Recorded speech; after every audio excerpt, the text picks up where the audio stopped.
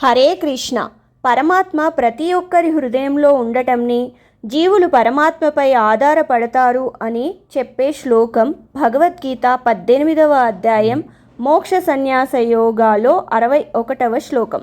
ఈశ్వరః సర్వభూతానాం హృద్దేశేర్జున తిష్టతి భ్రామయన్ సర్వభూతాని యంత్రారూఢాని మాయయా.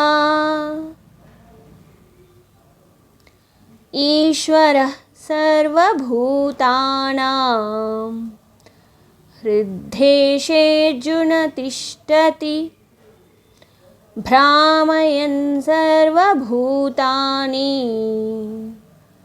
యంత్రారూఢాని మాయయా.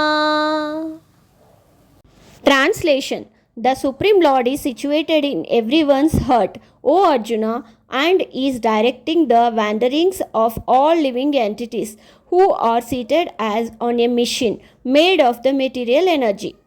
Explanation: Our present body is the result of desires and actions in our past lives.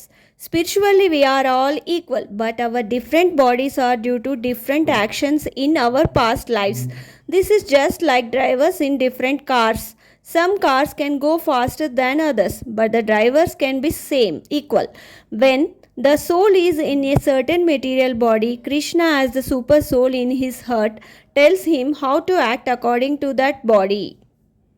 ఓ అర్జున, పరమపురుషుడు ఎల్లరి హృదయములందు విరాజమానుడై ఉండి భౌతిక శక్తి యంత్రముపై ఆసీనులైనట్లుగానున్న సర్వజీవుల గతులను నిర్దేశించుచున్నాడు.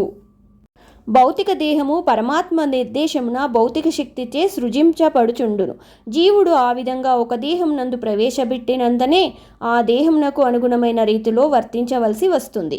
అధిక వేగంగా ప్రయాణించగలిగిన కారులో కూర్చున్నటువంటి వ్యక్తి అల్పవేగంతో ప్రయాణించగలిగిన కారులోనున్న వ్యక్తి కన్నను అధికంగా వేగంగా ప్రయాణించును. ఆ రెండు వాహనముల యందలి జీవులు ఏకమే అయినను వారి ప్రయాణ వేగములు వేరంగా ఉండును. అదేవిధంగా పరమాత్ముని ఆజ్ఞానుసారం మాత్రమే జీవుడు పూర్వ ఇచ్ఛానుసారం ప్రవర్తించుటకు అనుగుణమైన దేహంను తయారు చేయుచుండును. ఈ విషయంలో జీవుడు అస్వతంత్రుడు కనుక ఎవ్వరునూ భగవానునిపై ఆధారపడలేదని భావింపరాదు. ఎవ్వరైనా సరే ప్రతి జీవుడు సదా భగవానుని అదుపులోనే ఉండును. కనుక శరణాగతి అనునది ప్రతి ఒక్కరి ధర్మము. హరే కృష్ణ.